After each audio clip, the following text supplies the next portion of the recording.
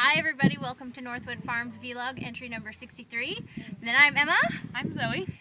This is Stella, the mystery horse. Yes, half Rocky Mountain, gated horse. Other half, Lord knows, Arab Mustang.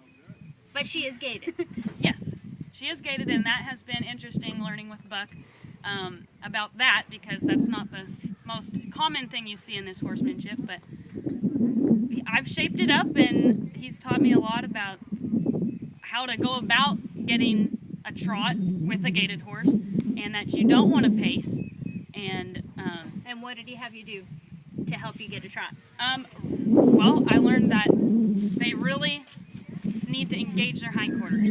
Gated horses are lazy in their hind end, and so I did a lot of short serpentines. I did a lot of the four ways of moving the hind, and that has helped tremendously. I see her trot way more out in the pasture. And isn't that interesting?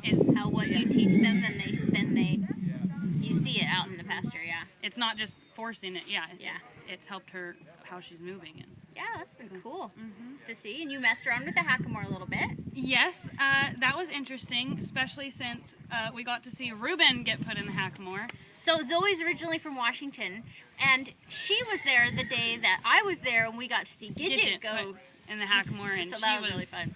Yeah, she was perfect. So Buck cracked it out for Reuben yesterday. Yeah, and we got to see him fix it up. You know, he wasn't quite as ready. He said he would have liked to have another month in the snaffle, but he wanted to let us see that, and so he wasn't quite as good as Gidget, but it was cool getting to see how he still fixed it up, even in the hackamore. Yeah, because he ran through pretty quickly over yesterday and today. He pretty much did all the movements. I mean, maybe there's a little bit at canter that he hasn't really gone into changes of lead at canter yet. But what he did do was, he did haunches in, shoulders in, swing the shoulder, sideways, backing circles in one hand. Right? So he's doing it all, but what he's really fixing on is the feel of it. Yes. And really because that's the whole thing, like we always hear, ooh, it's this big deal, don't go to the hackamore till you're ready. First of all, because you haven't learned the movements. Yeah. And second of all, because you can easily get them leaning. Leaning, as I discovered, it's a different feel. The corrections are different. You're not waiting on them like you would in the snaffle, where you don't want to get heavier, but you have to bump a little bit.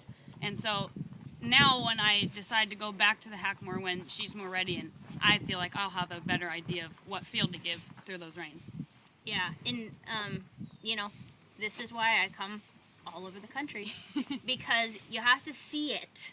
Yes. In order to really be able, seeing it is so different than just having it described to you. Mm-hmm. I mean, I don't know even how you could describe what we saw with Reuben in the hackamore. You just have to see those corrections and how he started off with the lateral work before he goes to picking up a soft And then sure heel. enough, then it just came. And then it's already there, yeah, and he really didn't have to do too much, so. Yeah, and even just, what I was interested to see is how quickly he's been able to go to one hand. Mm-hmm. So that's pretty neat. Yeah, because in the hackamore at first you have to have your hands pretty wide because it's underneath their chin, and so pretty quickly he was in one hand and getting things done nicely.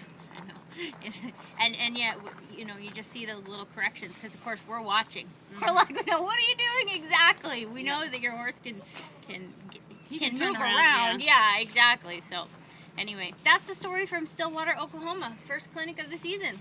Woo! Yeah. And we may or may not have a special guest tomorrow.